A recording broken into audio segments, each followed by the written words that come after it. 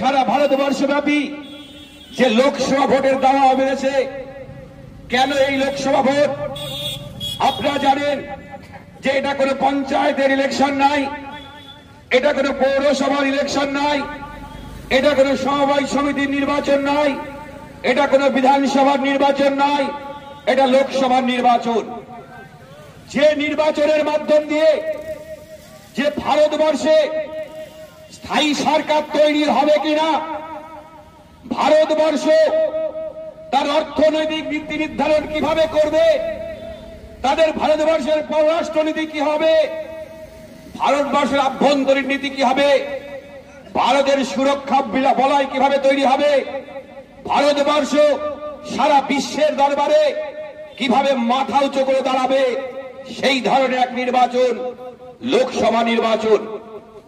আমরা দেখেছি 2014 সালে নরেন্দ্র মোদীর হাতে সবকা সাথ সবকা বিকাশের মাধ্যম দিয়ে প্রথমবারের জন্য দিল্লির মসনদ দখল করেছিল।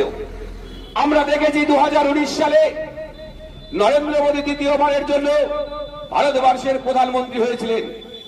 কিন্তু 2019 সালে প্রধানমন্ত্রী হওয়ার পর যখন আমরা 2023 সাল অতিক্রান্ত হয়ে 2024 সালে পদার্পণ করেছি, আমরা বিগত 10 বছরে নরেন্দ্র মোদীর বিকশিত ভারতকে আমরা দেখেছি। কি সেই বিকশিত ভারত?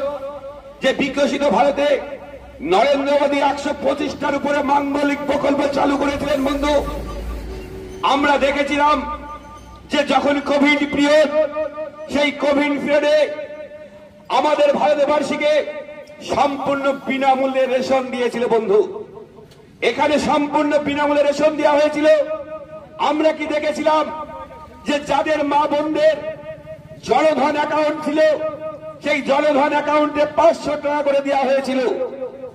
আমরা কি দেখেছিলাম যাদের উজ্জ্বলা গ্যাস প্রত্যেকটা মা বোনদের বিনা পয়সায় দিয়েছিল। বন্ধু, আমরা কি দেখলাম যখন ভারতবর্ষের কোভিডের সময় যে ভ্যাকসিন দরকার, সেই ভ্যাকসিন 140 কোটি মানুষকে নরেন্দ্র মোদী সরকার বিনা পয়সায় উপহার দিয়েছে। বন্ধু, আমরা কি দেখেছিলাম যে আয়ুষ্মান ভারতের যে কৃষক শ্রেণী, সেই কৃষক শ্রেণীতে কিষাণ সম্মান নিধির মাধ্যমে বছরে 6000 টাকা করে দিলেন। বন্ধু, এইভাবে বলতে বলতে বন্ধু একটার পর একটা প্রকল্প যদি বলে যায়, রাত পার হয়ে যায়। বন্ধু, কিন্তু আমরা 2024 সালে যখন তৃতীয়বারের জন্য নরেন্দ্র মোদী প্রধানমন্ত্রী হতে চলেছে, শুধুমাত্র সময়ের অপেক্ষা।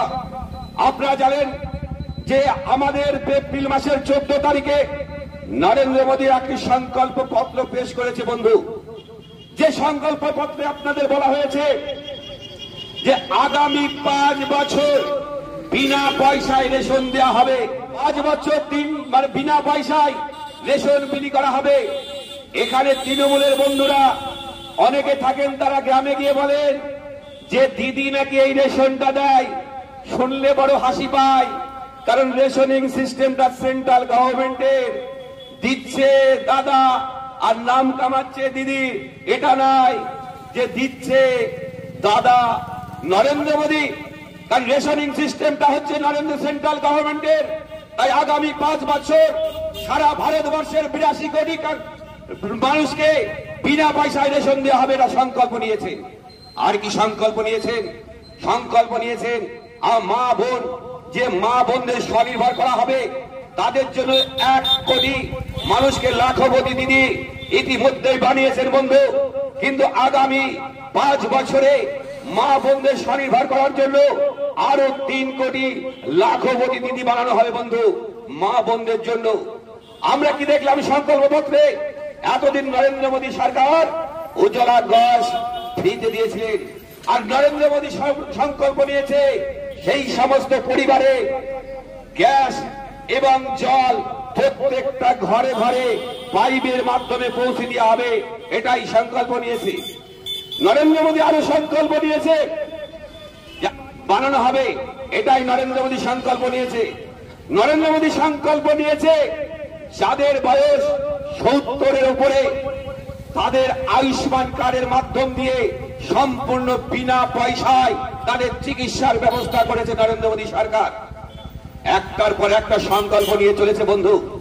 এই সংকল্প যে আগামী 2024 সালে তৃতীয়বারের জন্য ক্ষমতায় আসবে